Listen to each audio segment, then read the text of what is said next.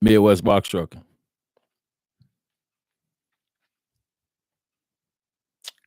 Tonight, I want to touch on a topic that I kind of feel that's important in the space. And ironically, I just finished up watching another content creator who's actually in the space as well. And y'all had this live stream. It was scheduled for yesterday. But like I said, maybe not even 2 hours ago, I was watching another content creator in the space, and he was just kind of talking about, some of the hot topics. And one thing that he touched on was that he was currently scaling his box truck business back or just done for the time being. So I just happened to be watching that. And like I said, this particular individual, his channel is much larger than mine. And he was one of the two individuals that I followed when I was starting out. And something that he was touching on was the fact that at this point and period in time, it's difficult for owner operators to move one truck, let alone three or four. So this was something that he was touching on, and I guess he was saying due to some family issues, driver issues, which I touched on a lot of that in my last live stream. Drivers not doing what they're supposed to be doing, not tending to certain things with the truck when you're not in it. So like I said, it was just ironic that he was kind of talking about a bunch of the things that's, come up lately in the space. But the gist of what he was saying was that, he was halting his trucking company for the time being, you know, partially due to the inability to find profitable loads. And like I said, he was in at least a year or two before me. So, I watched the video and, I was just kind of shocked that, a guy of his tenure, you know, was taking a break. And it just goes to show how rough it is out here now. And like I said, this is a guy that's been in it, had to be at least 6, 7, 8 years, longer than me. I'm over 5. I know he's had to be 6 or 7. And yeah, it was just kind of just crazy to hear, especially from this particular individual. Like I said, I followed him when I was coming in. He kind of motivated me. Him and another individual were like the two main individuals in the space, when I started out. So yeah, it was just kind of crazy to hear. But that kind of leads me into my topic of today, which is finding work and resources for your box truck business. Because I think this is what a lot of individuals are struggling with right now, and I talked about it, in the past, the issues that a lot of individuals face finding profitable loads. We joke and we play about the cheap freight or whatnot, but we honestly have, loads hitting not only DAT, but Amazon Relay and other load boys as well for well under, $2, $1.50 a mile.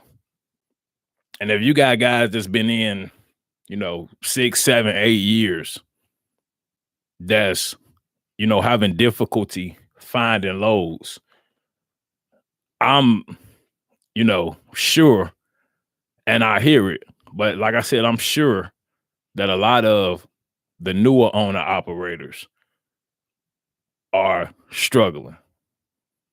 And I've heard a lot of the stories, but like I said, it's still individuals to this day, ramping up to get ready to run a truck.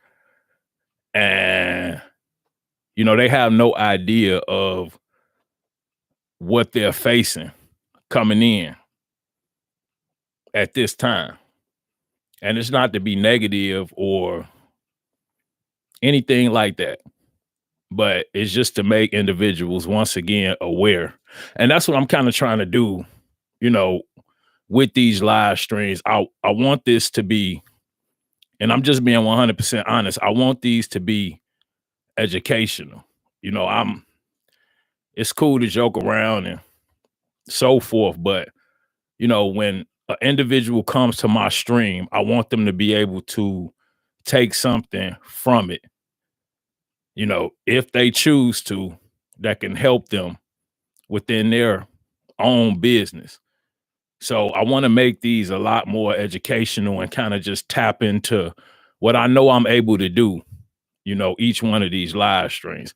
It's cool to, we're going to joke around and have fun, but, I want to offer the resources that I'm aware of, because some of these issues right now, I'm not really facing with me mainly running dedicated.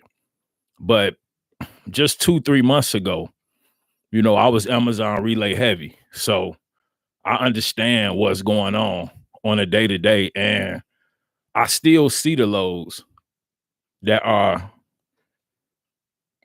hitting these load boards. So, I'm in tune with what's going on a day to day. And like I said, it's just rough. So that's why I'm doing this, to just kind of give some resources to you guys, to kind of move your trucks and, supplement your trucking company.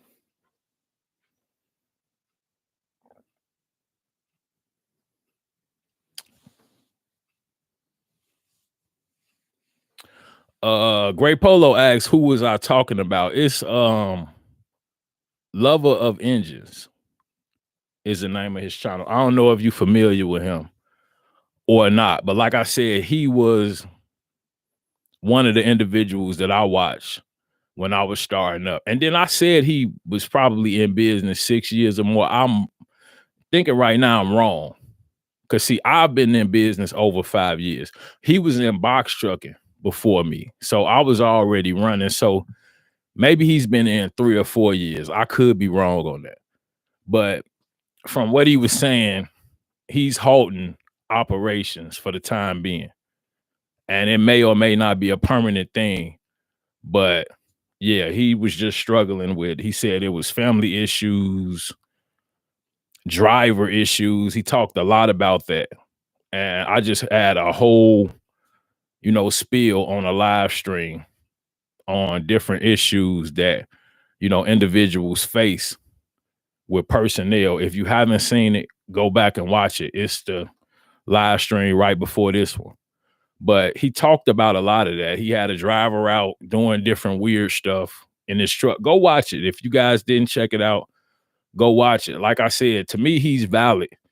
He was here before me, and he was also in the space, well before I was. I remember sharing some of his videos on social media back when I was in a Sprinter van and looking to get into a box truck.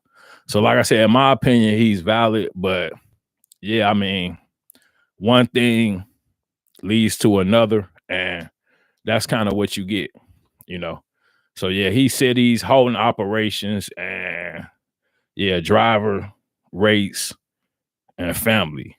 was the main things that I think he touched on. And yeah, it was a really good video. And I feel like he real. So, you know, I believe what he's saying is just challenges that a lot of individuals are facing right now. And, you know, I think it's most owner operators. It's just the trucking industry in general. I don't think it's box trucking specifically. I think it's more just trucking in general. Running Warrior, what's happening? Good to see you.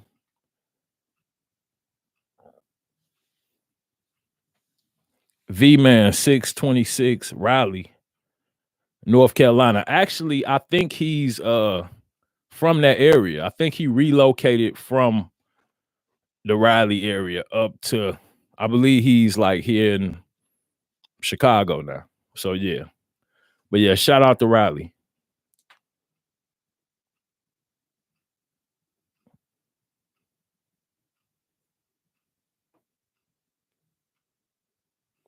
Great Polo, what you up to tonight? I saw you on one of the other live streams. You was yeah, you was giving somebody a whole bunch of issues. Who somebody you say somebody lining was spray painted on or something. You was going in on somebody. I saw that. I was watching a live stream that you was in. You was going back and forth.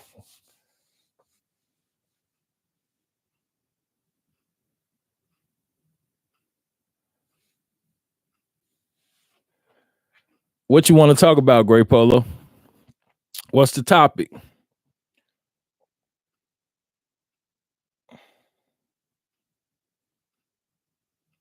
Yeah, yeah, yeah, he is from yep. That's if I remember correctly, yep. And yeah, he's been up here for a couple years or so. Yeah, he is. Running Warrior said he the real deal. No, he a hustler. He a hard worker, you know. Like I said, I followed him since before I ever had a channel, before anybody ever saw me up here.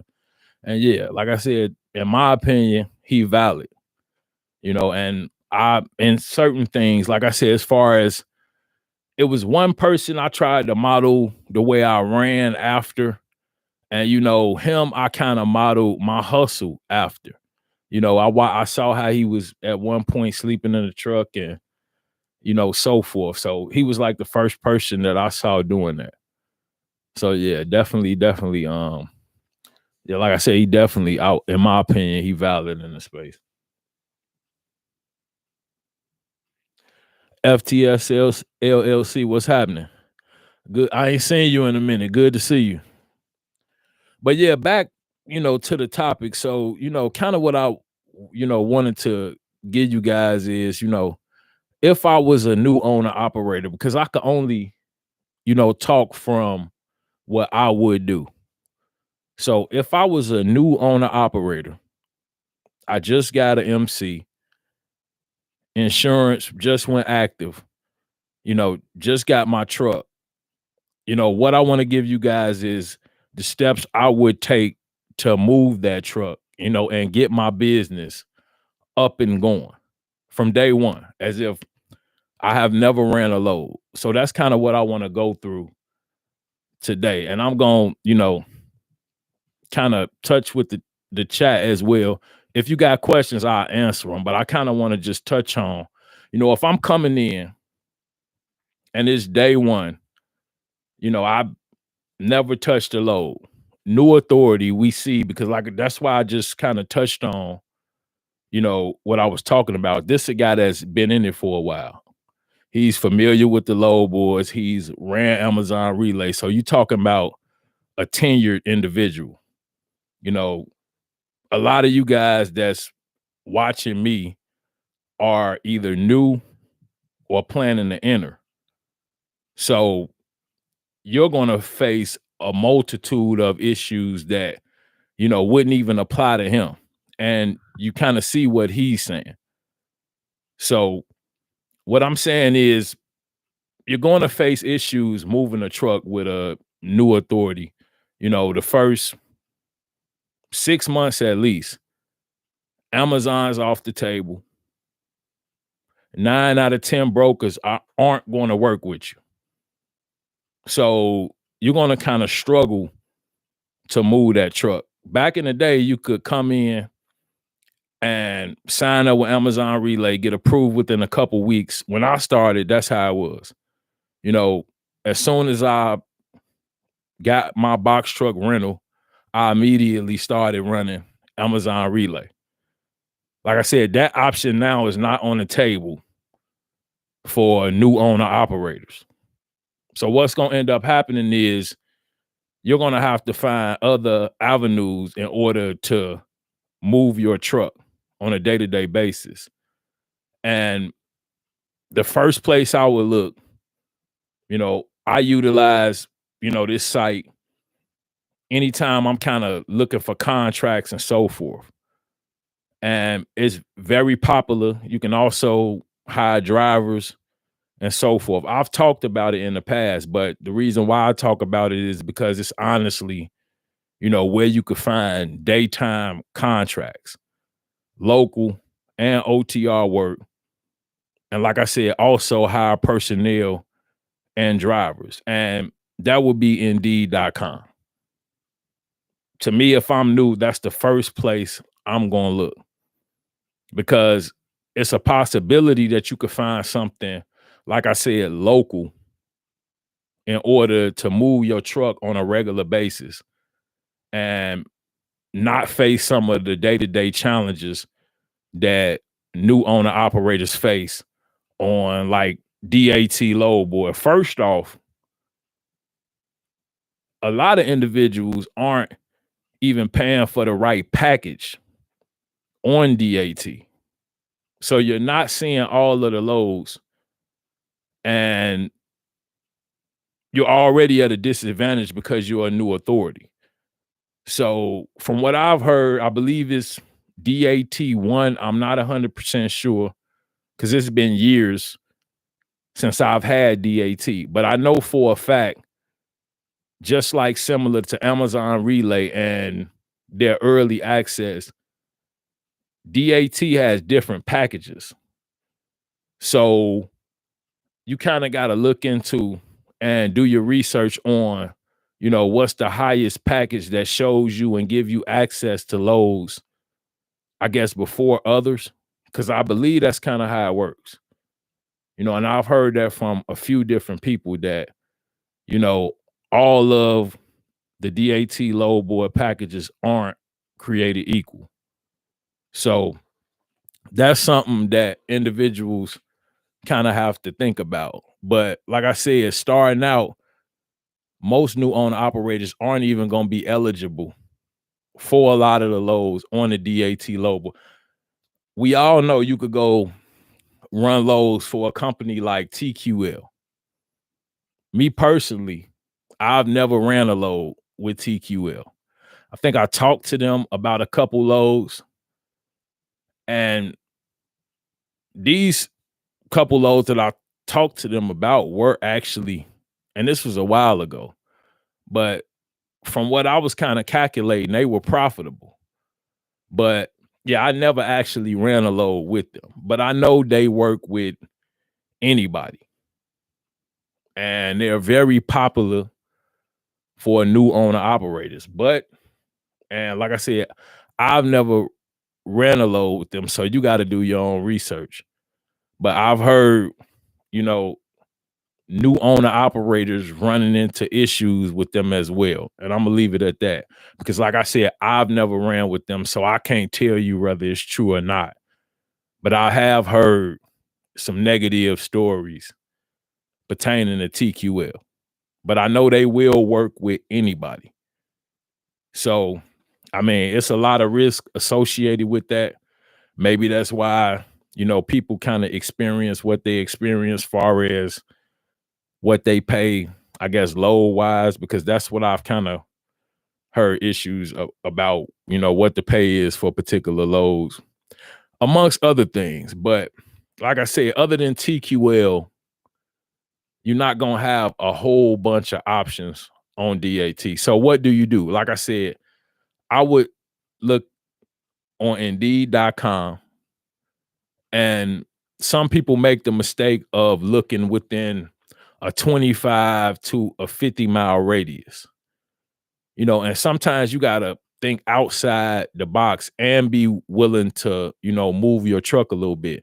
You are a trucking company. You did get a motor carrier authority to be able to cross state lines. So maybe you want to expand that search to 150, maybe even 250 miles to kind of, broaden your horizons and give yourself more options as far as what's available.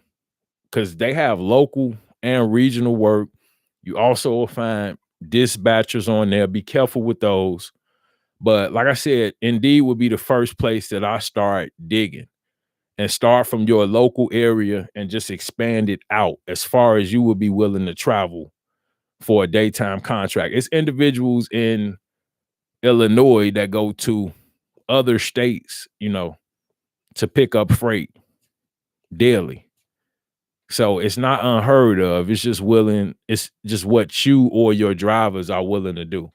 So that's just something to think about. But yeah, I would start with Indeed.com. And then from there, I would move. And this is just what I would do. I mean, you can approach it. Some people get DAT, they try their luck.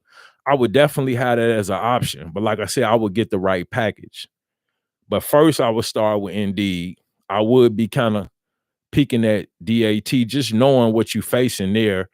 And then one of the main things that I would utilize, and it's a bunch of these, are gig apps.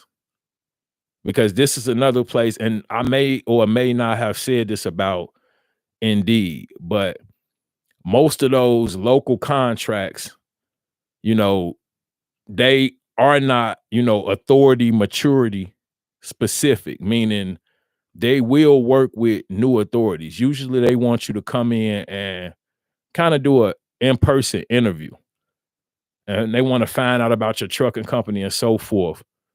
But they will work with new authorities on Indeed. And next, like I was getting into the gig apps, this is also a place where, and it's a bunch of gig apps from Curry to Mothership to Freight, Dispatch It, Go Share, Shipped. It's a bunch of gig apps and way more than that you can sign up with as a new authority to move your truck. So this would be the second place that me personally, I would start looking, would be Indeed, then gig apps. Like I said, I'm not telling you not to have a DAT load board, but you have individuals that'll get an authority and be waiting around 6 months to run Amazon Relay. So that's something that, I wouldn't advise anybody to do, to have a truck sitting, waiting for authority to mature. If you're going to get your trucking company up and going, then you want to find resources to move your truck or trucks. And in most of those cases, it's going to be one truck. But like I said, you want to be finding resources.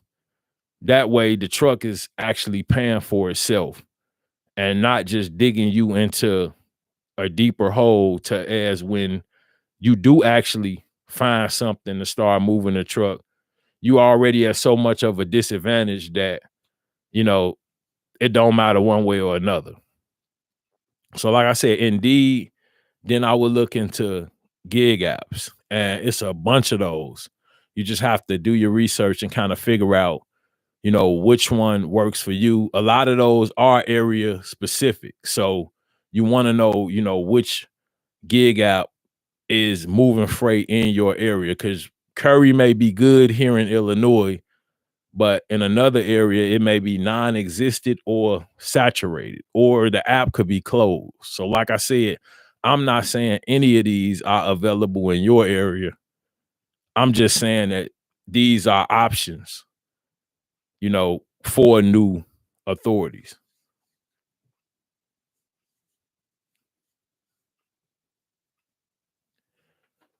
See, Running Warrior said get DAT premium package.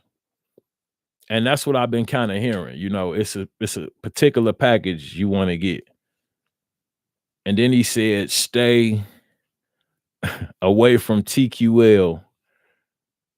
They are shortchanging drivers big time. And see, that's what I kind of heard, you know, of individuals having issues with TQL. Like I said, I've never run with them. And I believe when I spoke with them, I was in a cargo van. I was in a Sprinter then.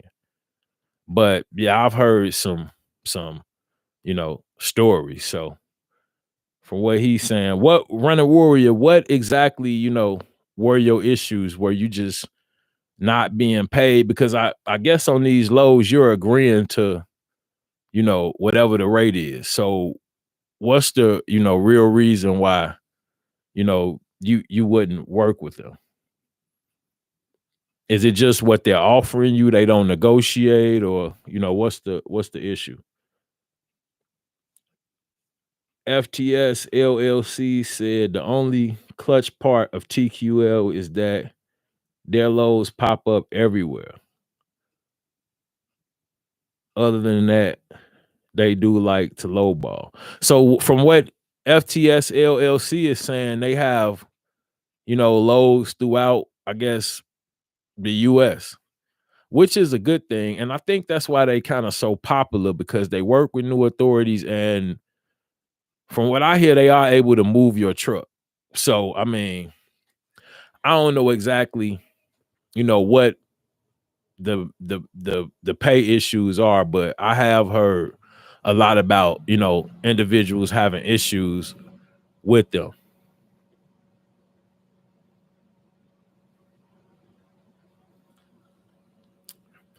Great Polo, you see the setup, what my sound like, Great Polo? Is my sound good? I did a couple tests earlier, and it was, I don't know, it was something weird going on. I think I got it straightened out, but yeah, I forgot to ask y'all that.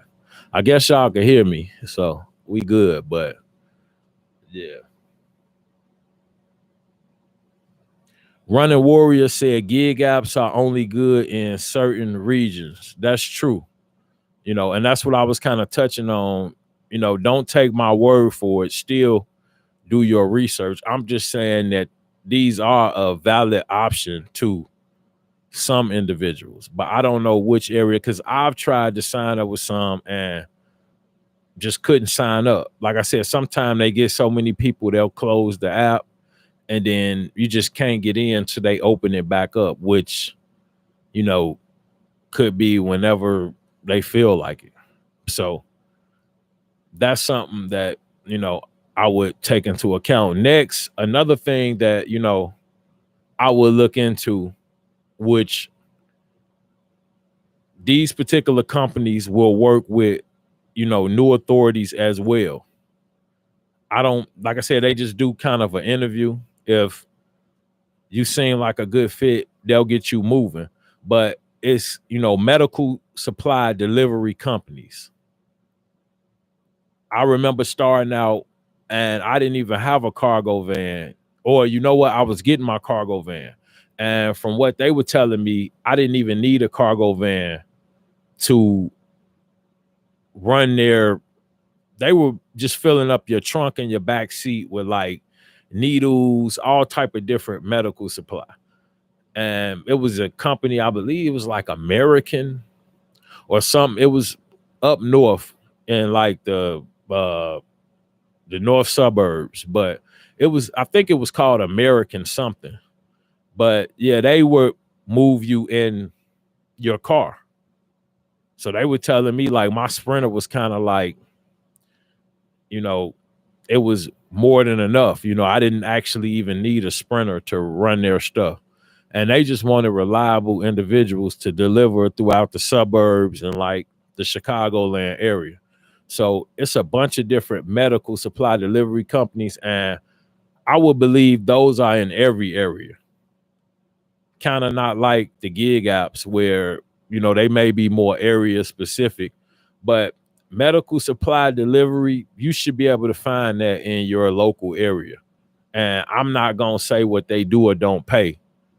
You know, I'm not 100% sure. Like even with the company that I'm speaking on that I was kind of talking to, I never ended up running with them. And it was something weird with somebody having like a similar name as mine. And they was having a problem getting me like put into the system because they kind of hired me, but it was some issue with my name that they couldn't get me put into the system. So I just kind of found other work. But I have run medical supply in my Sprinter van on a larger scale, which some of that is in like my community posts. If you go back, you could see some of those. And yeah, they keep a abundance of freight. So if you could get in, they'll definitely keep you busy. You know, these medical supply delivery companies. You just gotta dig and search and kind of find out who's, you know, moving the most supplies in your area. Because it's usually like one or two that has a lot of the, you know, like I said, needles, prescriptions. It's a bunch of different things that they move on a day-to-day basis. And I know I've moved prescriptions for another company, but it wasn't an actual medical supply company, and the prescriptions didn't pay a whole lot. I'll say that. But the actual medical supplies will probably be a way better option.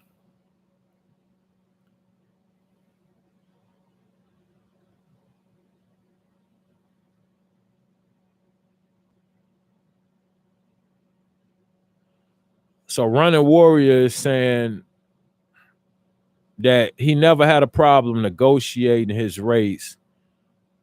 They just don't pay for what they want you to move, which, yeah, that kind of makes sense. And I think that's what a lot of individuals don't understand. Like each skid, you know, should be about it used to be like this. Now, you know, we get loaded with Amazon, we get a full truckload, 12 skids, and it's just whatever the rate is.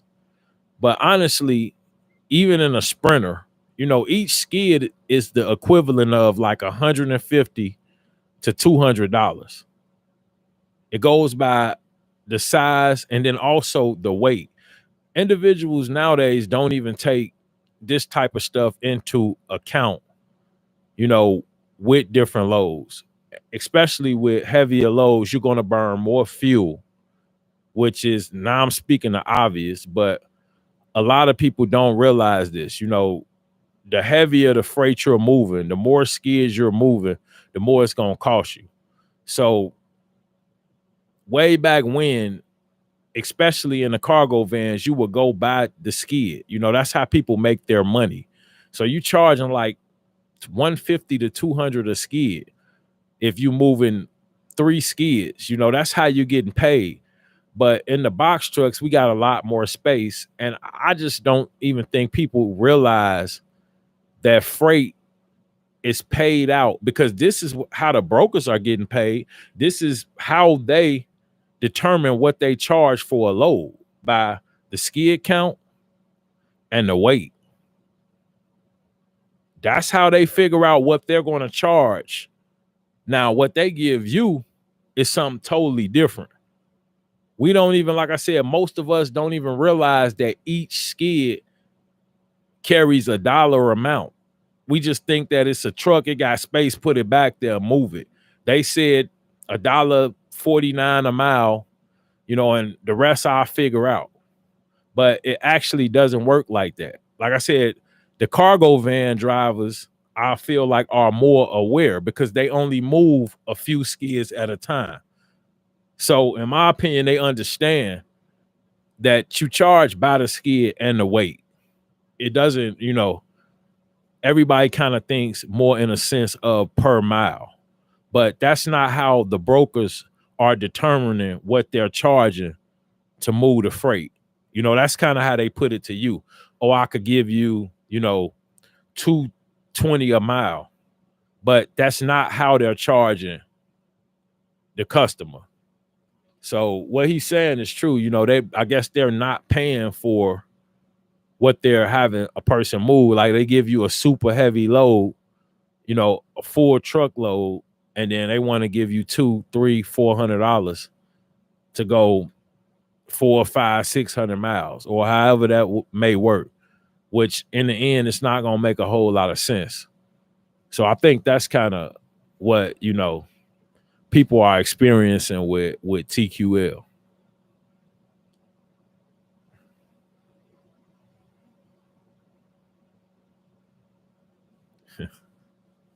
Great Polo, you a fool, man. Oh man.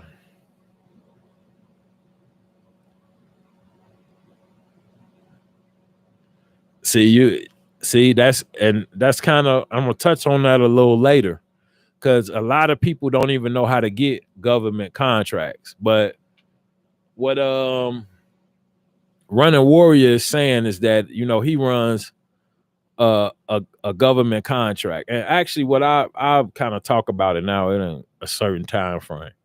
But most of the government contracts, I've talked about this in the past. I don't even remember.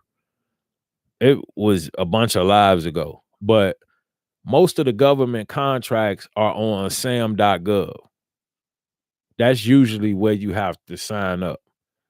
And most individuals are not signed up on sam.gov, because I'm going to tell you, just as a warning beforehand, it takes about a full day to sign up on their site. It's so much information and so many forms that they want you to fill out just to be eligible. But they have a lot of the U.S. mail, construction, catastrophe duty, all of the contracts that pay well.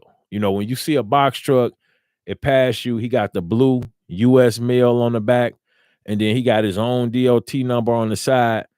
That's a guy that's usually running a government contract, or he's contracted with somebody that has a government contract. Because you have individuals, shrewd individuals, that will get a government contract and then outsource the work. They won't ever actually have equipment. They'll outsource it to other owner operators and let them run it. So yeah, sam.gov is where you're going to find the U.S. mail, construction, like I said, government contracts. And once you're in, you're in. But I know off the bat, they want you to have a business plan. And usually an individual with one or two trucks are not going to be in a position to compete for those contracts. I'm just being 100% honest. Unless you got 3 or 4 trucks, or like I said, you're one of the individuals that will get the contract and know how to, because you could get the contract, but if you can't effectively outsource the work and find reliable personnel to run, because they not going to play with you about this mail. And it's not Amazon Relay. Okay, the stuff that you could do at these post offices with Amazon, if you get a government contract, you're not going to be able to play like that. I'm just going to tell you. So, and that's just being honest. But yeah, people talk about, government contracts, but it's a little more difficult to get them. And actually,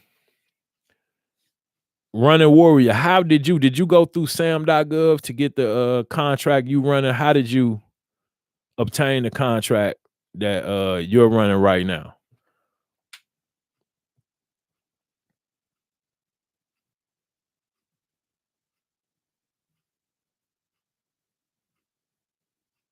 And see, he got drivers and 5 trucks. So that's kind of what I'm saying. Like, you're gonna have to have some equipment, you know, usually kind of already be at scale and ready to take, because you're moving mail. So you're not gonna do that with just 1 or 2 trucks.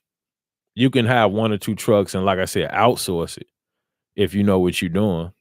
And I don't think that's extremely difficult, but you got to find owner operators that's willing to show up day in and day out. And that's another thing about a contract or a dedicated route. Like, that's a commitment. I think people like to run Amazon Relay because it's not a real commitment. If you don't feel like running the day, you want to take time off, you could do that. Whereas when you dedicated or when you got a contract, this is your route day in, day out. So you get to not showing up and then bad things gonna happen, obviously. But I'm just telling you, people want contracts, and I don't think everybody ready for them because, like I said, day in, day out, they want you there at 5, 6, 7, 8 a.m. And this is your route. You're responsible. So, be careful what you wish for. I'll just say that because you don't want to get it and then lose it.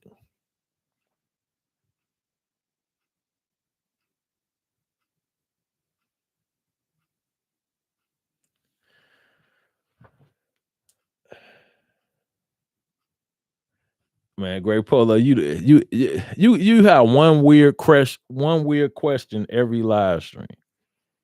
Great Polo asked me, "Is Mark valid?" Why you always why you always bringing Mark up, Great Polo?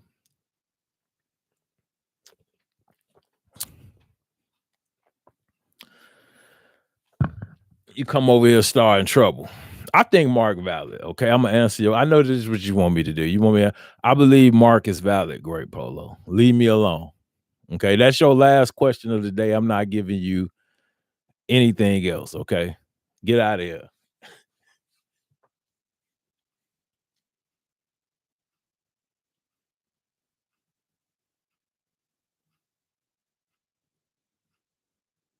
And see what Running Warrior is saying. Hold on, let me see. What Running Warrior is saying is, yeah, he did go through pretty much sam.gov. I guess this is what he's saying. But yeah, that's what a lot of people got to realize, when you want these contracts and so forth, especially something like a government contract, it's just a lot that come with it. And they're going to expect you to perform. And just like I said, I'm 100% sure they want you to have some type of business plan. It's certain things they want you to explain. They don't just give these to anybody, and you're bidding on a price against other trucking companies. So, you're gonna have your work kind of cut out for you, you know. Excuse me. But yeah, you're gonna have your work kind of cut out for you to try to obtain one of these government contracts. But I believe it's not time specific. I'm not 100% sure, but I don't think you have to have a certain amount of time in business.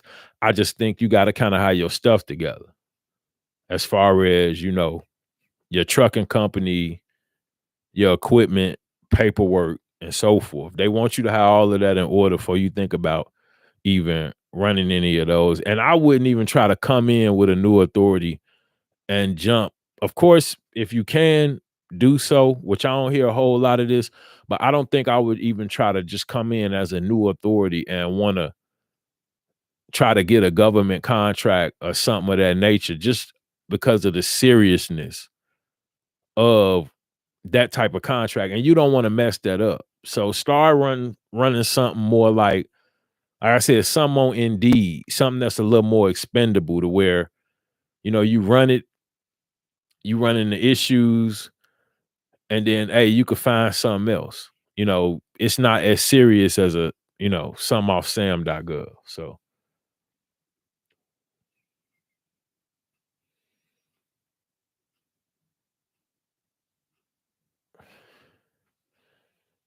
I'm finna put you on timeout, Great Polo. Put you on a 30. You know about them 30-minute timeouts.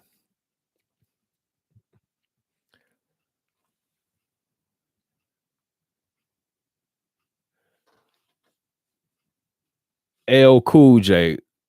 I got a buddy that just mentioned he referred to them as MTI. So I think that's what people call them. But my buddy 2 days ago was just telling me that MTI shut down and they were contracted with UPS. Right, right. Yep. And see, L Cool J, in my opinion, he's 100% right. Like, first off, I heard about the MTI, and yeah, from what I hear, they had, you know, some trucks or some people working with them. And yeah, just kind of out the blue, they kind of closed their doors, similar to like the KFC situation, where they just one day up and let a bunch of people go. So yeah, that's happening nowadays. It seems like every few months, one of these trucking companies is kind of falling by the wayside. So,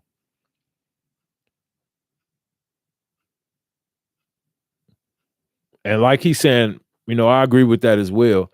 It's work out here. You just kind of gotta stick with, whatever's working until something, comes available. Because even with, and I'll talk about this like my dedicated route with Curry, you know, the bad habits, they starting to creep in. I got an email and it was a mass email to, everybody that's kind of running the dedicated routes. And from what the email was stating was, Curry's switching a lot of the rules pertaining to their dedicated work, which these in most cases are like their go-to accounts. And it seems as if they're getting dry. I've talked about this a couple times, but from what they're saying, they're banning anybody that takes a dedicated route. And I don't, this shouldn't, in my opinion, even be a happening, but things do come up. But, they're banning anybody that takes a dedicated route and then doesn't show up the first day. So apparently they're having a lot of problems with that. They also mentioned individuals using improper equipment, meaning they signed up with one piece of equipment and they're delivering in some other piece of equipment that's not on file with the company. So they brought that up, as well as individuals being more than 15 minutes late on a regular basis, not one day or two, but, and they also went through the severity of each infraction and what the consequence was. Some was a ban, some was a warning, some was time off, removal from the dedicated route, and so forth. But similar to Amazon Relay, Curry's now having issues with different drivers. And like I said, on at least 2 or 3 instances, even that's kind of how I got my route back. They called me and then gave it to somebody else, and then he didn't show up first day. So that's a lot of what's occurring. And apparently it's becoming a bigger issue because now they're sending out like a mass email, kind of just letting individuals know that if this happens, then this is the consequence, which before now, it wasn't anything in writing about, being tardy or anything like that. And kind of what I just talked about in my last live stream. Now they're going back and backtracking and implementing like policies and procedures and so forth. When people were coming in, they kind of just signed up on the app, you show your equipment, insurance, and so forth. And yeah, now they have like a set of policies and procedures. in place, and disciplinary processes that they've kind of rolled out. So it's just showing that you got different individuals running these contracts and just doing different things that's ultimately costing everybody time and money. I think that's what it kind of boils down to.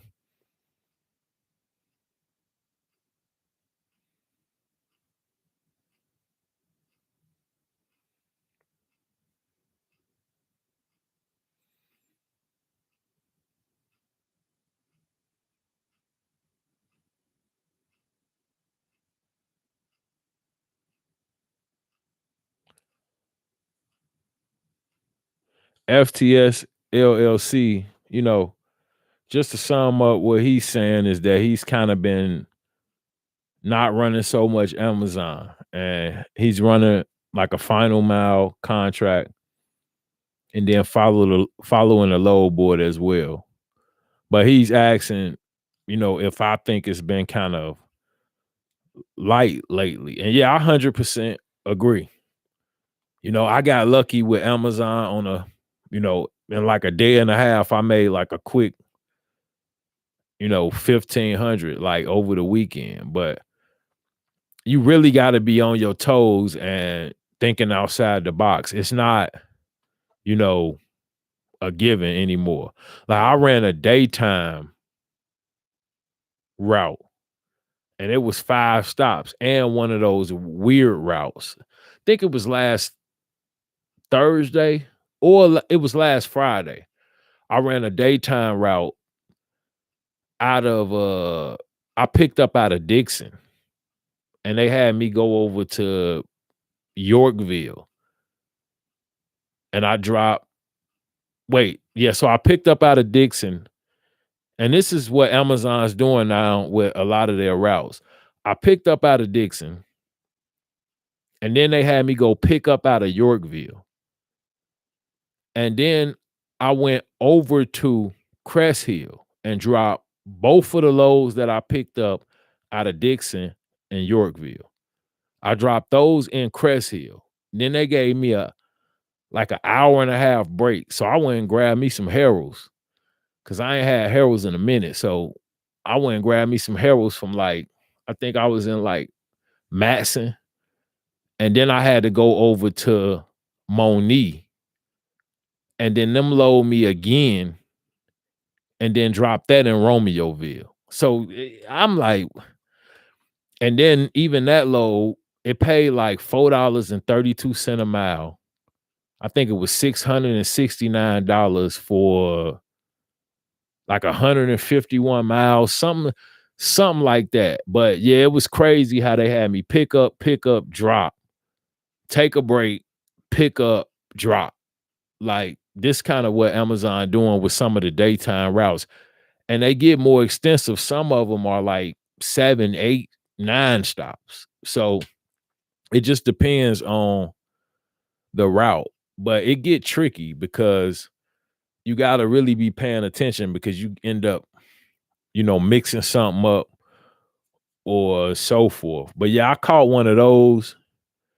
And then it's a particular facility that keeps putting out like loads that I know they're not going to run.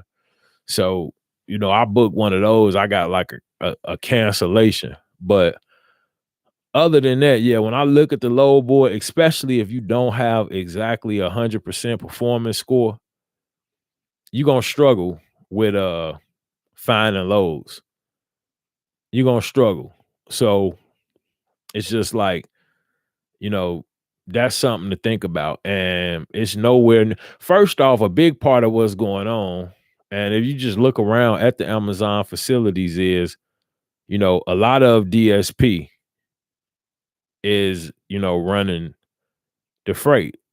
So it's, to me, almost split like half and half. So that's why we're seeing a lot less loads come up on a spot load board. Then you have contracts. And you got to kind of factor that in as well. Then it's some people, very few, because I don't know of a lot of people that use Poster Truck now. but you still have people that use poster truck. So with that, that's kind of why what like FTS LLC is saying, it's scarce, and from what I see, somebody else was asking me how to navigate this. Most of the loads are paying between like 3 and 400. And a lot of those loads are going over 200 miles. I know it sounds crazy, but it's loads that are going 200 miles that's paying $300. And Amazon is standing on that for periods of time like those. Even that's something I want to talk about as well. Not to get too far off topic, but when I was attempting to book that load that I'm talking about that was coming out of Dixon, Illinois, and like I said, I ended in Romeoville. The load initially came up for less than $500. And I'm looking at it, like I said, I'm finishing my daytime route. So I see it's probably like 11 a.m., maybe right around 12 p.m. I'm finishing the daytime route, the dedicated, and I'm seeing this, and I'm like, man, if this go up to the right route, the right amount, I'm gonna go ahead and just run this, right after I finish the dedicated. So I'm like, because I haven't been running a lot of Amazon, and like FTS is saying, it's scarce. So you got to get it when it's there. So I had no plans of running nothing, but I'm finishing up and I'm going to be finished with the dedicated before 12 p.m. So I'm like, man, I could just run on over there, grab that and run it. So I see it come up as less than 500. The negotiation feature, which I kind of talked about in my community post, in certain areas right now with Amazon, for some of their hot loads, you can negotiate not only the rate, but the pickup time. And you could do it with AI in the app, in the little box that they got there. But from what I'm getting, this is not rolled out in every area yet. So some areas haven't seen this feature. But I go in the box and I tell the AI feature, y'all got this for like $490. I do it for $600. I'll pick it up. This is what I tell the AI feature. They tell me we'll give you $521. I'm like, nah, that's not enough. But thank you. So then they offer me like $550. I'm like, I need closer to $600. They tell me that's the max they can offer. I tell them, okay, thanks. Have a good day. So then they close the message box.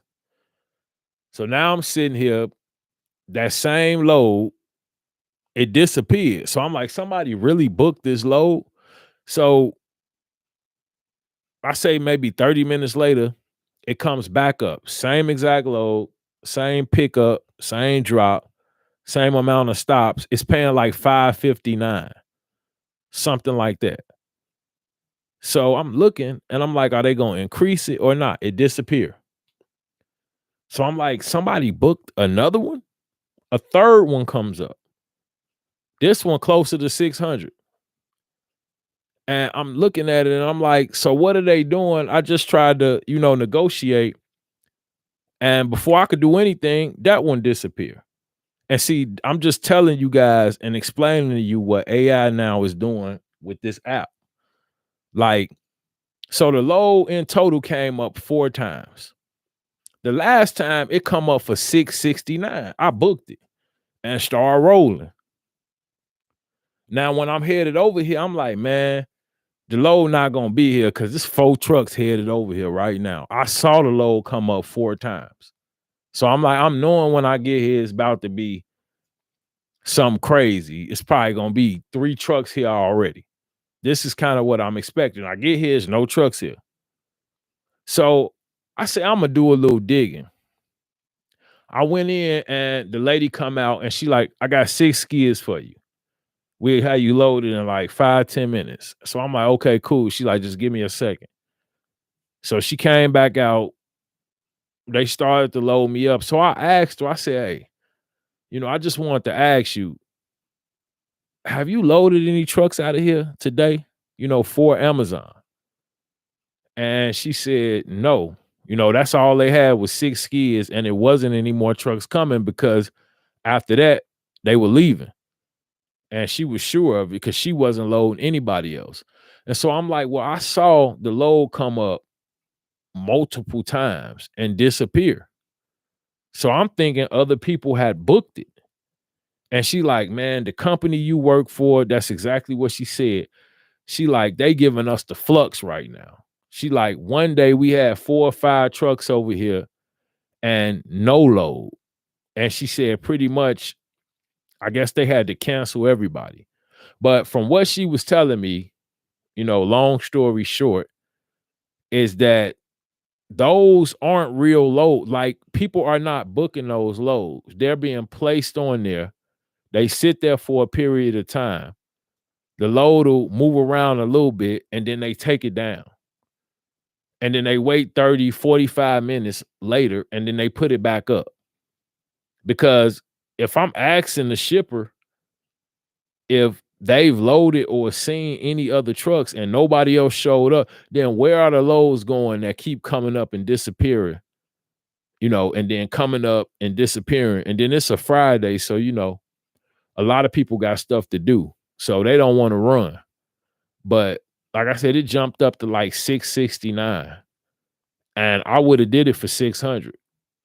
But yeah, AI wouldn't give it to me for that and then put it up for a higher amount afterwards, not even probably an hour later. So I don't get it. And yeah, I don't understand what's happening with the load that's coming on the board. It'll increase a little bit, maybe $3 or $4, then it disappear. And you think somebody booked it, but they actually did. That's what's happening that I'm kind of, noticing.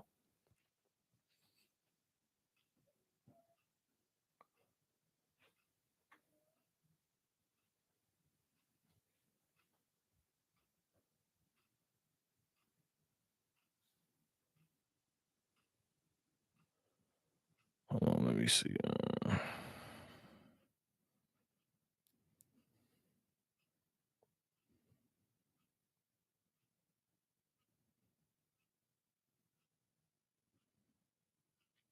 So just kind of going back in the chat, Running Warrior is saying, I guess for the government contracts, you'll need a minimum of a 680 credit score, newer equipment, prior military service is a plus, TWIC card, hazmat, and at least a year in service. That sounds about right. So I think what he's saying is correct. That yeah, they have some requirements for you to get those government contracts. MTI was mismanaged government money. Oh no, MTI mismanaged government money, bad drivers, and older equipment that constantly stayed broke down. And see, so that just kind of tells you that's what I was kind of touching on with these government contracts. You're gonna have to have reliable equipment, reliable drivers, a reliable maintenance plan. That's why they kind of want you to have some type of business plan, just so they, know how you're going to get the job done on a day-to-day basis. 365 days a year minus holidays. That's kind of what you're dealing with these government contracts.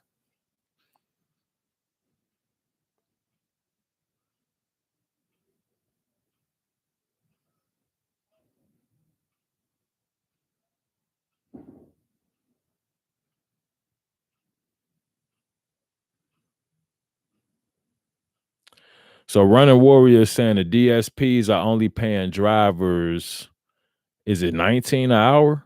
I thought they were getting closer to 22, if I'm not mistaken, but that could be correct. And then I don't know if each company pays their drivers different. I thought it was some type of guideline that Amazon set for the drivers to have to pay or for the owner operators to have to pay the drivers, but I don't know exactly how that is. And then you have, the actual Amazon drivers. So you got the owner operators and then you got the Amazon trucks and their actual drivers. I don't know who's who nowadays because it started with a lot of owner operators and it's kind of moved into some of those being Amazon employees as well, from what I'm hearing.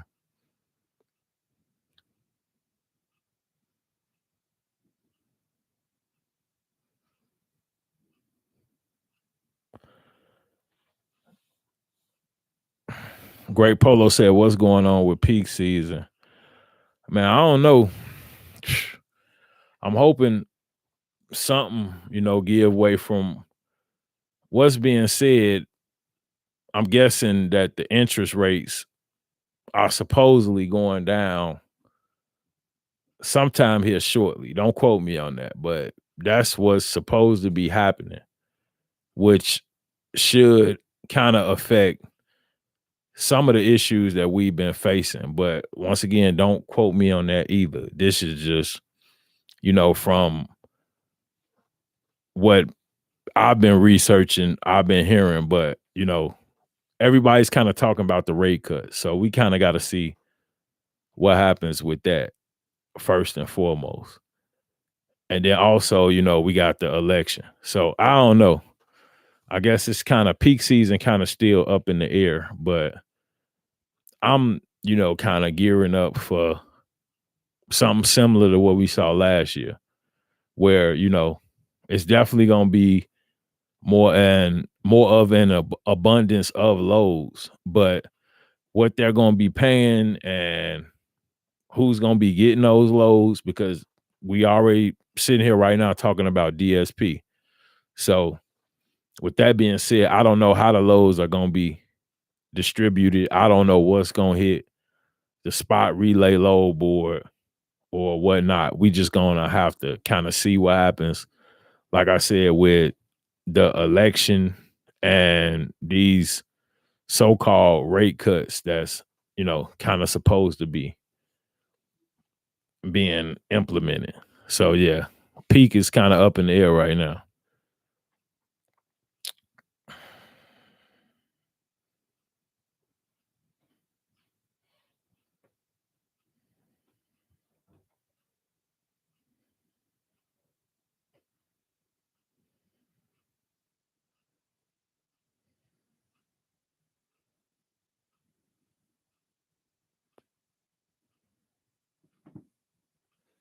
Dragonfly, I'm kind of lost on what you saying here in the chat. It's kind of choppy. I would it sounds like something I wouldn't be doing, but I can't figure out exactly what you trying to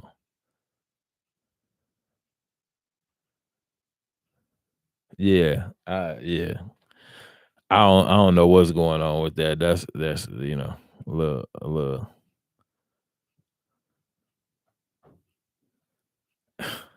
Great Polo. Great Polo, you cruising for a bruising, man. Don't do that. Amazon, they kind of the same as just like I was talking about with Curry. Like it's just getting stricter and stricter. I can't even keep up with all of the changes they making. Like every other week, I'm getting an email where they kind of just making it, stricter and stricter. And a lot of what's pushing people out is the fact that you know the way the score system is now. So if you have an infraction, pretty much you have to run consecutively 6 weeks straight, at least one load without any issues with any other legs with a restricted load board. So they're pretty much forcing you to run freight that's less than profitable. Okay, so this is what you facing if you got less than 100%. And if you even have 100%, even those loads go so quick. So now it's like fastest fingers. The people with 100%, they sitting there waiting. They know what time the loads come up. And if something come up worthwhile, it's gone in like milliseconds. So that's just, what you facing on the load board in general right now. Like I say, you could sometimes get lucky, but usually it's like on the weekend or a Friday, a day when it's not a lot of individuals. Friday evening, a lot of people not in trucks. That's the time when I know a lot of people to get out of the truck, Friday, Saturday. So sometimes you could catch, good lows, but overall, it's scarce. Yeah, it's definitely scarce.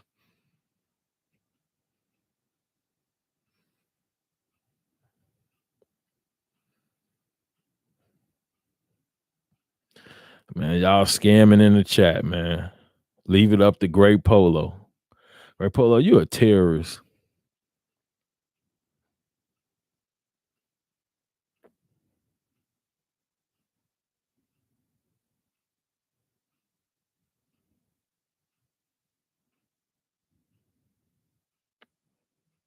Yeah. Yeah, I got you, Great Polo. I'm gonna hook you up. Shoot me an email. I'll tap you in. But yeah, kind of get back to the topic at hand. I don't want to, stray away too far. I do want to kind of keep up with the chat too.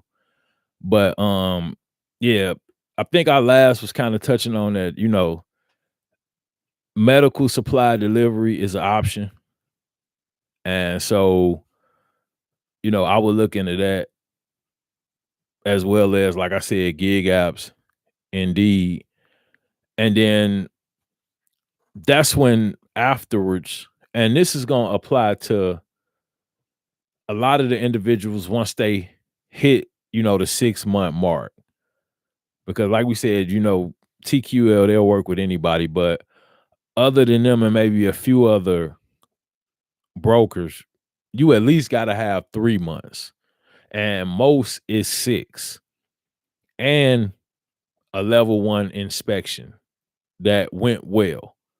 That's what a lot of brokers are requiring nowadays, just to kind of separate, I guess the bad carriers from the good, or what they consider. But yeah, most of them want you to have 6 months and some type of inspection in order for them to load you up. I'm also hearing that they want you to take a picture of the door jam, and they're checking, for the years on the truck and making sure that the VIN number matches that of the VIN on the insurance card. So this is just showing you they run into a bunch of different issues. And that's why I was kind of bringing up, you know, the message that I got from Curry. You know, it's a reason why they halfway don't want to pay. You got to have 6 months in business. You got to have a level 1. It's certain things that's occurring as to why these, measures are being put into place. It's just not happening for no reason. So it's all cause and effect, in my opinion, why, it's getting tougher and tougher for owner operators and just trucking in general. Besides, the economy, inflation, and so forth, it's a lot of what's occurring on a day to day out on the road with loads and so forth, as to why, like I said, they don't want to pay, and they getting stricter and stricter on the requirements to even pick up a load that's not paying much. You giving me $1.50, $1.60 per mile, and you want me to have a certain amount of time in business and a certain type of inspection and certain results to even get a load. So that's a lot of what, all owner operators are facing, not just newer, but it gets even more hectic for the newer owner operators because it's just not a lot of options. But like I said, at the 6-month mark, Amazon Relay, DAT, Truck Stop, it's another load board called Truck Smarter. I don't know if a lot of you guys have heard of them. And then I don't know what's going on with, like load boards like Selectus. I don't know, what they're doing or not doing right now. I heard that it was kind of scarce on their end as well a little while ago. But at 6 months, Amazon Relay is on the table, which from what a lot of people experience, they kind of approve you whenever they want to. So I've heard of people hit their 6 months and still wait another 3 to 6 months to get approved, if ever. So, like I said, it's on the table, but Amazon Relay kind of isn't a guarantee. At 6 months, you could kind of start looking on DAT and trying to find freight to run there. But like I said, we all know that they want an inspection and, they got requirements for the vehicles and so forth. So that's what you're going to be facing on the load boards. Another option that I kind of forgot to mention that it may be a valid option, and I don't 100% know if this is still the case, but I know Nolan Transportation, which a lot of people don't know. I probably shouldn't say it, but whatever. It's actually OTR Capital as well. It's the same company. So I know that if you factor with OTR, Nolan will give loads to a new authority. Now, this is how it was a couple years ago. I don't know with, the abundance of new trucking companies that's entered, if that's the same case. But a year or two ago, if you had OTR Capital, Nolan Transportation will work with a new authority and they will move your truck. So that's something to look into as well, other than TQL. But like I said, at 6 months, Amazon Relay, DAT, Truck Stop, Truck Smarter, those load boards will have more brokers that'll be willing to work with your trucking company. And just starting out, before the 6 months, I mentioned this as well. I would go out and kind of just do some dock to dock, handing out business cards, talking to different people.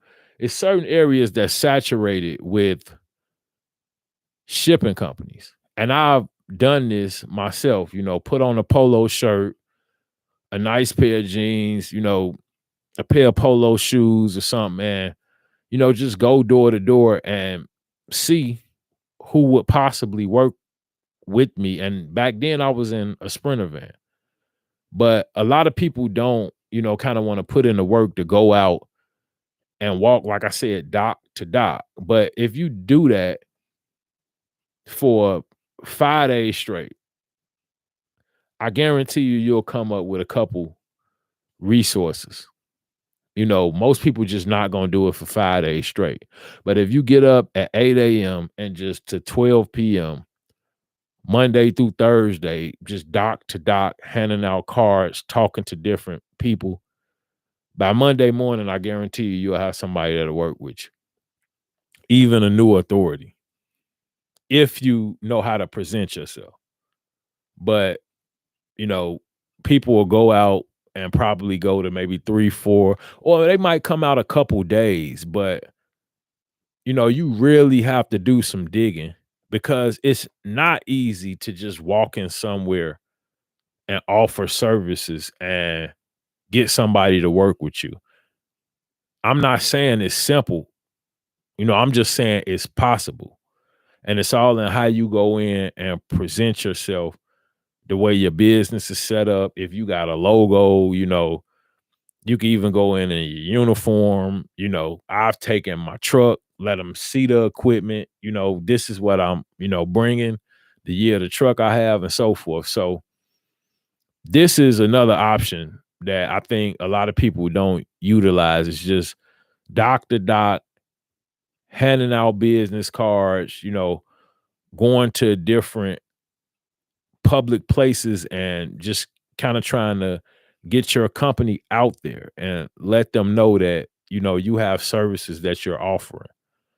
So that's something that I would recommend to a lot of people. And I think individuals just don't think it's possible. They don't think they can go in somewhere and have some type of impact to where somebody will give them a chance. But you'll be shocked how many of these shipping companies are renting trucks. I go by a lot of, the furniture stores, and I know a lot of people don't want to move furniture, but I'm just saying, like Ashley and so forth, at times you'll see 2, 3 rental trucks. I just rolled by Ashley Furniture and they had 2 Enterprise rental trucks sitting in the lot. They're renting those trucks at who knows what amount. One of those trucks could be your truck, and you could be saving them money and then also making a profit at the same time. It's just, showing them that, because this is kind of what I was talking about with the Curry email. You know, good help right now is just hard to find. I also talked about that in the, hiring and retaining drivers live stream, where it's just hard. That's also what, the love of engines. That's kind of what he, it's just tough to find good help. So yeah, that's gonna be a big challenge for a lot of individuals. And that's what I was kind of touching on with the government contracts. You gotta have personnel to make this stuff work. Otherwise, like I said, you're gonna be wasting a lot of people's money and time in the end.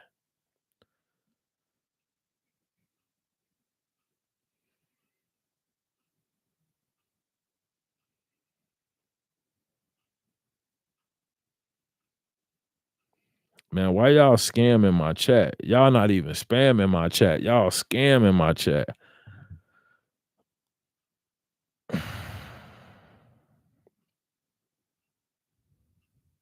Running Warrior said DSPs are getting first choice on peak season. Most definitely. They gonna move,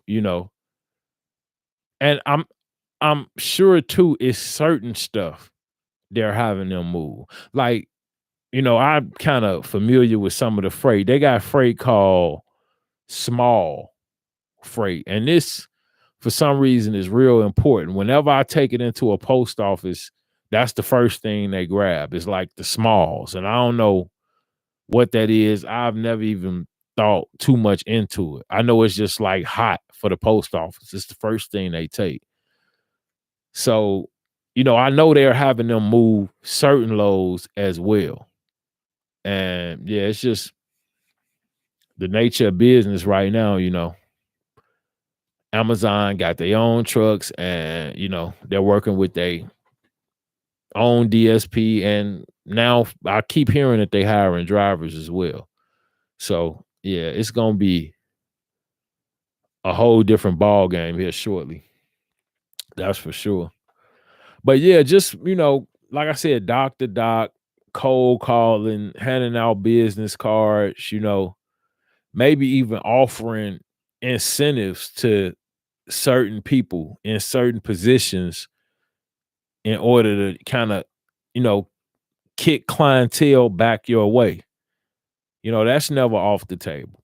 So sometimes you got to spend a little to make a lot. You may have to hit the hand of a certain individual at a particular establishment in order to, kind of help you out. That's not unheard of either.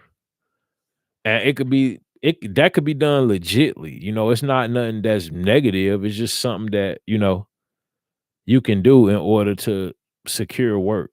So I mean, it's just you got to be kind of thinking outside of the box in order to, you know, move your truck, especially new. Something else that, if push came to shove, like not only do I have a CDL, but I also got air brakes and a hazmat certification. And I maintain that hazmat certification every 2 years, just in case, one day if, everything just got hairy, you know, that's an option as well. Hazmat and reefer loads. A lot of individuals don't realize that not only are these more specialized loads, but a lot of individuals just not eligible. They either don't have the equipment or the certifications. So now it's harder to get a CDL, and you have to have a CDL in order to add the hazmat endorsement. But yeah, back when I started, you could just go in and get a CDL, rent a truck. They give you the truck. You ain't even got the license to drive it, and you drive it over to the DMV and take the test once you pass the written. That's how it used to be. Now you got to go to school. And from what I hear, that's all just about money, honestly. It ain't even so much, it's just set up to, once again, hit the hand of certain individuals with these training courses and so forth. That's a lot of what I'm hearing.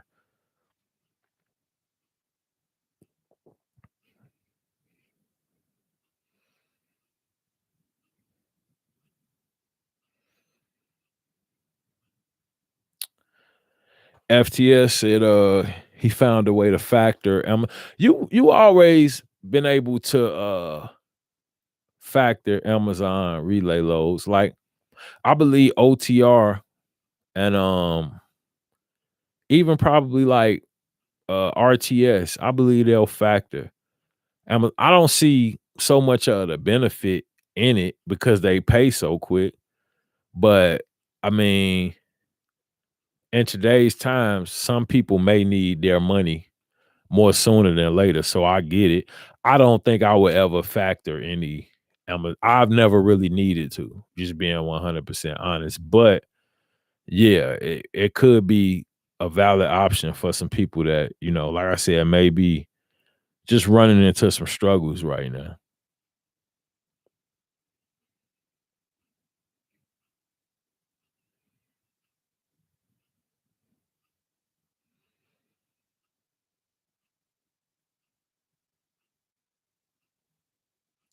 Dragonfly said people would rather stay local and do gig work than drive a truck for a company that's paying about the same amount. Yeah, that's true. Just because everybody kind of now want to be their own boss.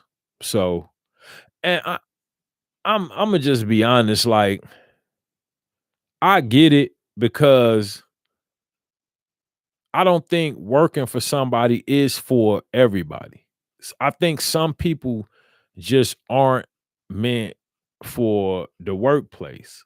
And I mean, those are the entrepreneurs or the owner operators and so forth. I think you have individuals that force themselves into, trucking. But I also think that you got individuals that are not meant to be in a workplace, just their personality, mental capacity and so forth. Certain things in the workplace aren't going to coincide with certain individuals. And I think it's a rare breed of individual.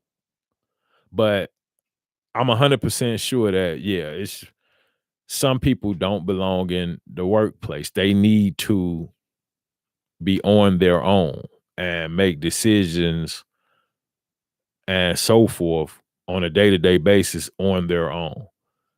Especially in, a lot of these companies where I feel like some of the management, I've dealt with management that in my opinion was incompetent to, be running the particular position that they were, and then a lot of times, and I've seen this more often than not, you'll have a person supervising a line or a process that they know nothing about. They've never ran on this line. They've never operated these machines. And, when stuff go wrong, they just start pointing the finger, placing blame and disciplining people. But the actual process, they know nothing about. So, like I said, that could get tough for certain people. And that's why I think, yeah, certain people, they just not meant to work in certain environments. And then certain people are. I feel like it's certain people that need instruction on a day-to-day basis. They need somebody to tell them what time to show up, have a penalty for if they don't, and so forth. Like, and you got to know the difference, kind of where you fit in that whole scenario.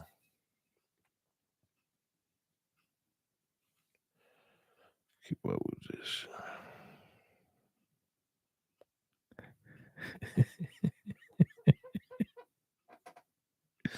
Man, y'all crack me up, man. FTS LLC said Dragonfly don't worry about it. Keep scamming those back legs. Y'all better stop doing that, man. Whatever y'all doing, because I didn't read into it, but y'all doing something weird. And it's just gonna make it more hot, man. I'm telling you. It's already hot enough.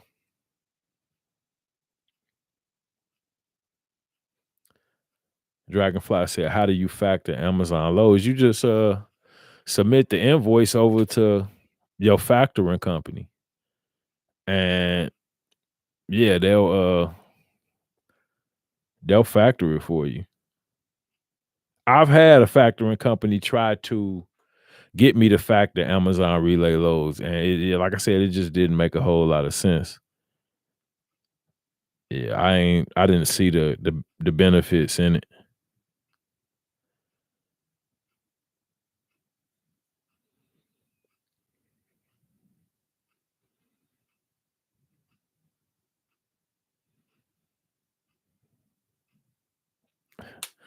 He said they scam us. So what you saying?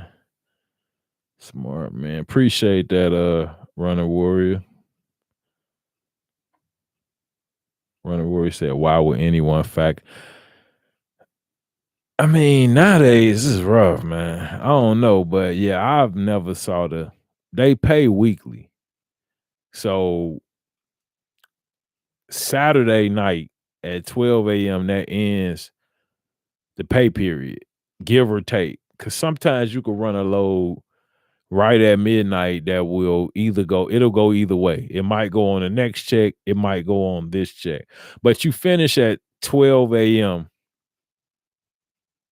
Saturday night into Sunday morning. So 12 a.m. Sunday morning ends the pay period. And they pay the following Thursday. So 6 days later, Friday, not even a full week later, you get paid. So yeah, I mean, that's a quick turnaround, in my opinion, to where I wouldn't I wouldn't really factor those loads because they're gonna charge you a percentage. So factoring is not free.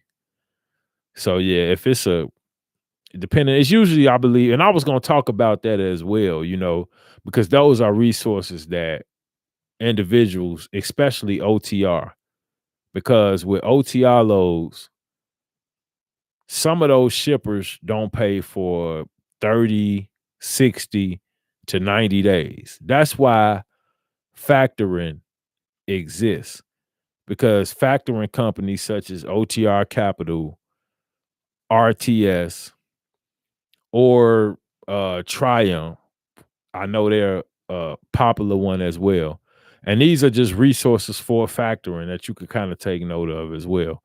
But what they'll do, these factoring companies, is they'll buy the invoice for whatever load you ran at a percentage, which is usually like 2 to, I want to say 5%. Usually it's like 2% that they charge you per invoice. to pay you within 48 hours or so. And I believe some are quicker than others. But for individuals that don't know exactly what factoring is, yes, a factoring company simply the purchases the invoices from the companies that you've ran freight for. Because like I said, most companies won't pay for 30, 60, or 90 days. So the factoring company will buy that invoice at a percentage and then pay you out the funds pretty much immediately within, like I said, 24 to 48 hours. And this is how a lot of carriers get by on a day-to-day basis. They pretty much use factoring. So they run a load. At the end of the load, they submit the invoice, and then within 24 to 48 hours, they're paid out. And this is how they get paid, because the factoring company may not get paid for who knows how long, but they also do like credit checks and so forth on the companies that you're running for. So they can notify you if it's a particular company that you shouldn't be running freight for, because they tend not to pay, which sometimes happens out here with some of these brokers. You'll run a load and then they won't pay you for it.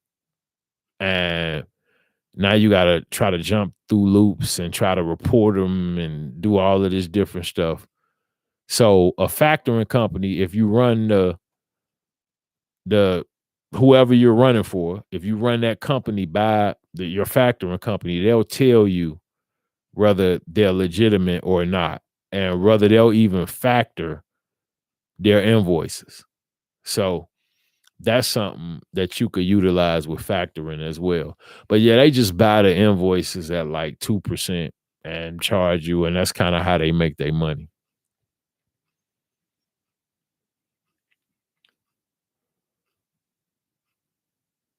1.5%.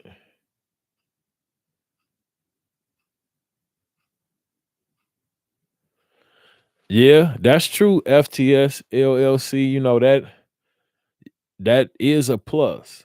That quick turnaround. And that's something I'm loving. I ain't talked about this, but that's something I'm loving with Curry.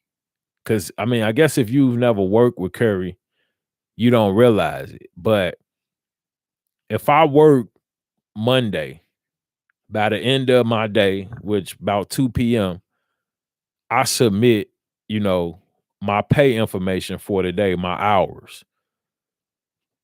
They pay me Wednesday. So it's 2-day pay. And so Tuesday, they pay me Thursday. Wednesday, they pay me Friday. And then Thursday and Friday's check, I get Monday. So it's supposed to be next day pay, but next day is actually 2 days, because they need one day, just to get the information into the system. But yeah, I'm definitely loving that with Curry, because it just keeps you more on top of, people. You get that big lump sum of money, and then people, don't want to pay it out.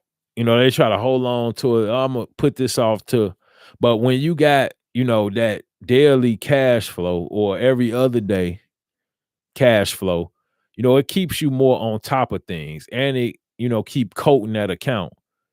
And that also looks good when, if you're trying to go get a loan, maybe you want to purchase a vehicle, they want to see those accounts. So that cash flow day in and day out, of a decent amount looks very good in your account for anything that you're trying to do pertaining to business. So, that's one thing that I like about Curry. It's yeah, I say it's 2-day pay, but they say next day. But like I said, if I finish a load tomorrow, it's not the next day I get paid, it's the following. So it's 48 hours. But that's still, good. And like I said, it keeps cash flow coming through the account, which that always looks good for anything that you're trying to, do.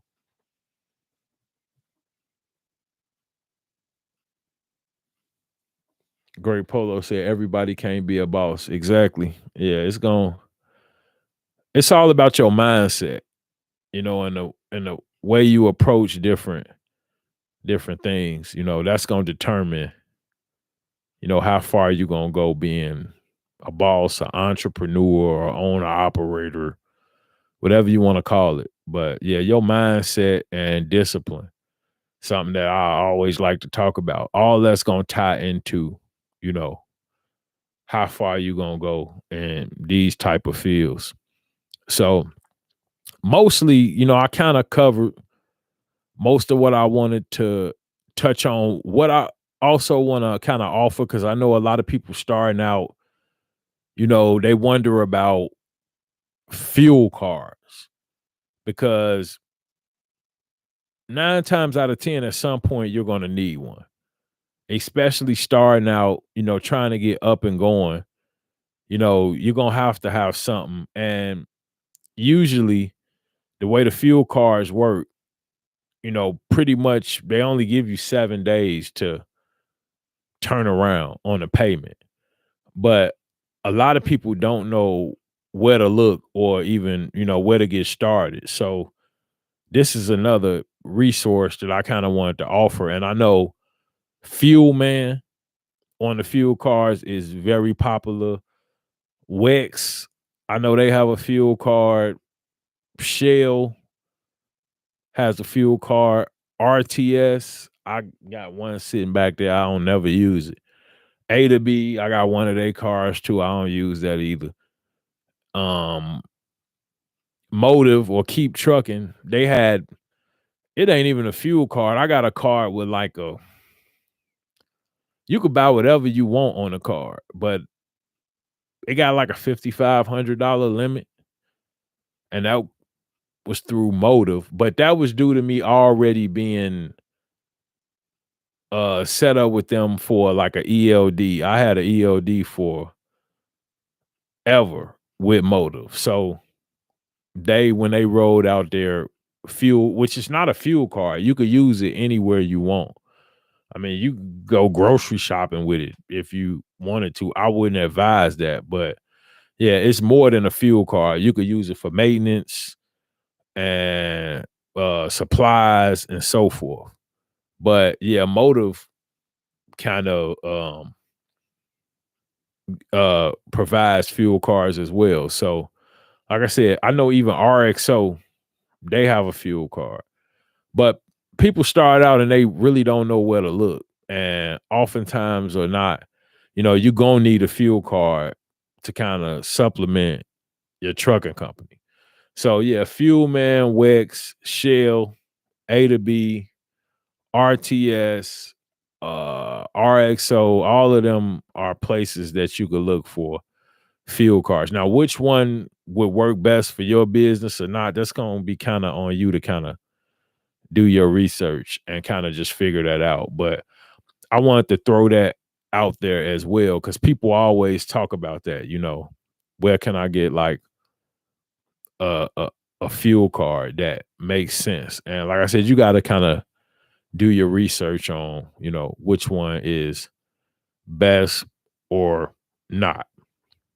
And something else, starting out that a lot of individuals make a mistake on is insurance. And in a lot of cases, the only option you really gonna have is Progressive. But if you do a little digging, it is some companies out here that will work with a new authority. You just got to get in contact. I think Byberg will. I'm not 100% sure. And I had, they may want a year in business. I'm not 100% sure. But for most individuals, it's going to be like Progressive, but also Folsom Insurance.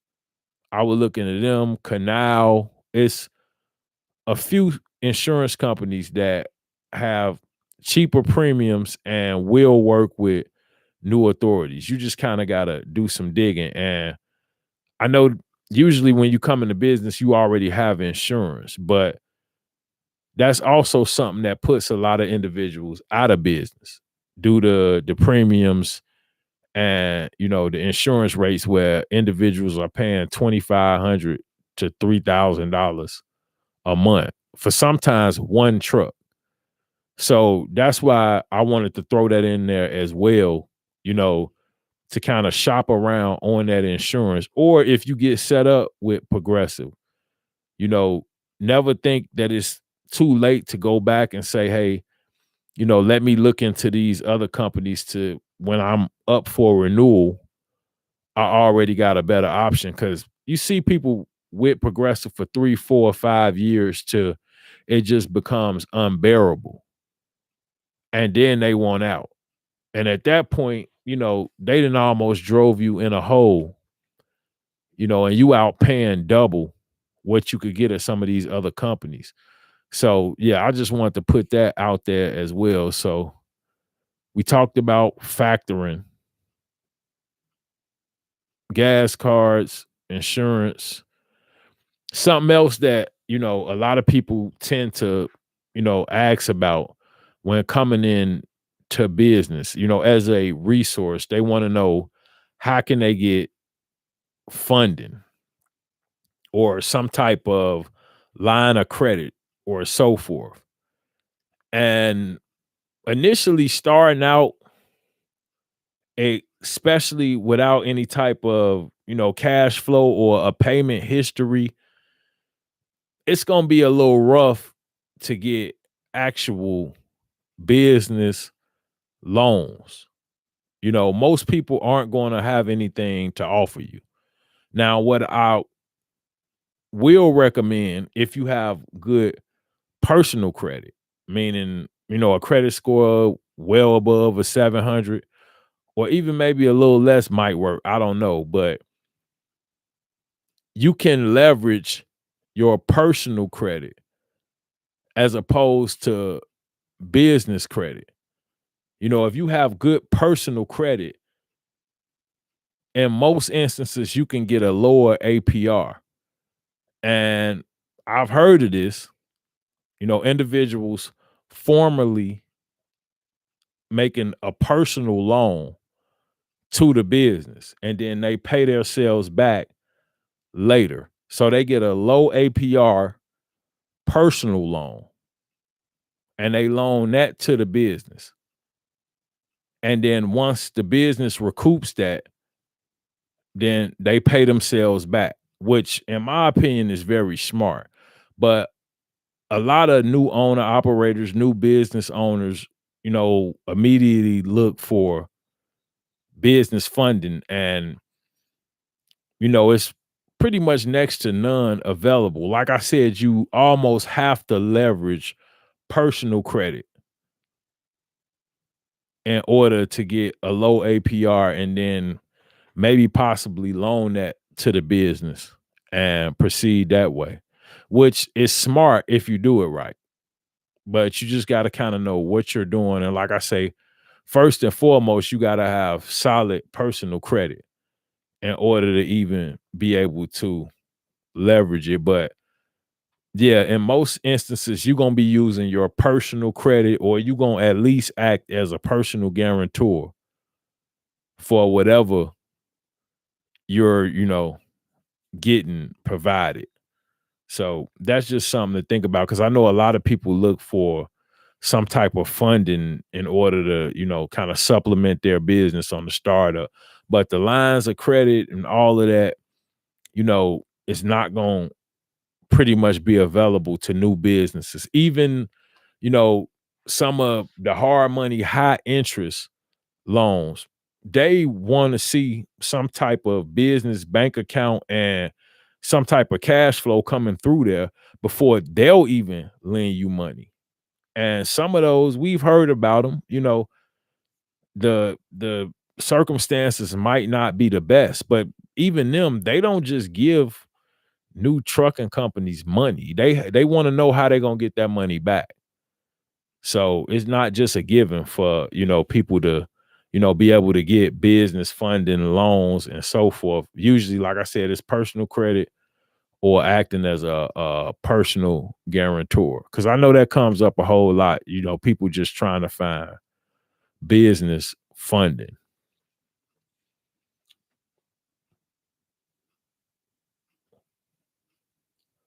All right, FTSLC, you out of here. Appreciate you, man. Appreciate you for gracing the chat.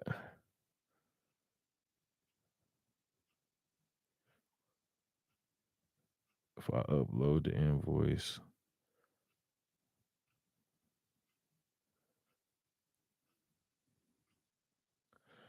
Running Warrior saying, tell the people about checking the credit status of a broker. Yeah, that's what your factoring company will do. That's kind of what I was talking about. You know, the factoring company will check, you know, if the broker is known to pay or not, and they get some type of rating. And if they sense that, then they just will not factor their invoices. So yeah, that's kind of what I was touching on. But you know, an independent carrier, you know, will have to. I don't know how they will go about that on their own. That's kind of why factoring is, you know, good to have, especially if you OTR. Coverwell is good. I got a camera through them that I've had like the last 3 months. So yeah, I'm familiar with Coverwell.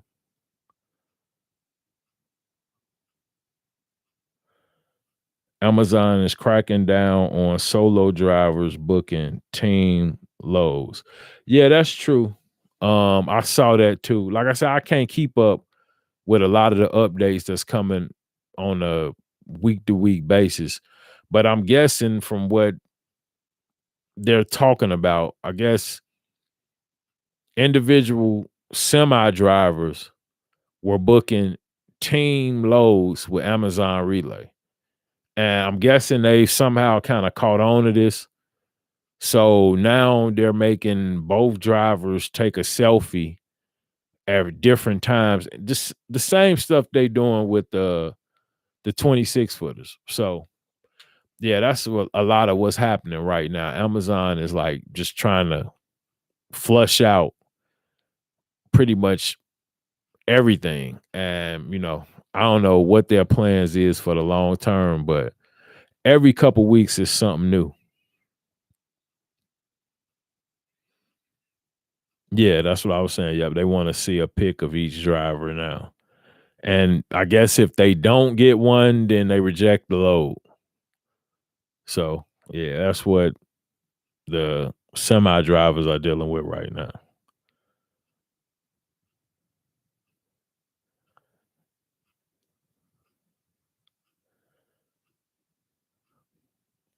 Six months in business, showing a minimum of 10K a month can garner you at minimum 5. I haven't seen anybody actually obtain that big of a credit line, which most people wouldn't tell you anyway, but that sounds about, you know, they want you to be at least making like 10,000 a month, which is pretty close to standard. That's like 2,500 a week. So, I mean,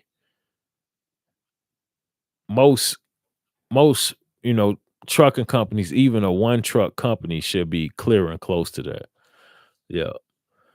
But yeah, I think for the most part, I think I've touched on, you know, everything that I kind of wanted to go through and kind of just put this out for, you know, newer owner operators just looking for different resources and where to find them, you know, if I was coming in today. So, yeah, I think it's been a pretty good stream. If you guys are in and you haven't hit the like button, please do so for me. I greatly appreciate it. And I think I kind of touched on everything pretty relevant in the chat. So, yeah. Till next time, I'm gonna go ahead and I'm gonna end this here. Think you know we good where we at. So yeah, I'm gonna end this here, and I'll catch you guys in the next one. And for everybody that's driving out there tonight, as usual, you know, y'all take care, stay safe out there. I'm gonna get some rest, get ready for the morning. But yeah, we'll get another one of these up and going, more sooner than later. And I appreciate everybody that came through. Appreciate you, Running Warrior. Great Polo. Appreciate all y'all, man. Y'all have a good one. Night.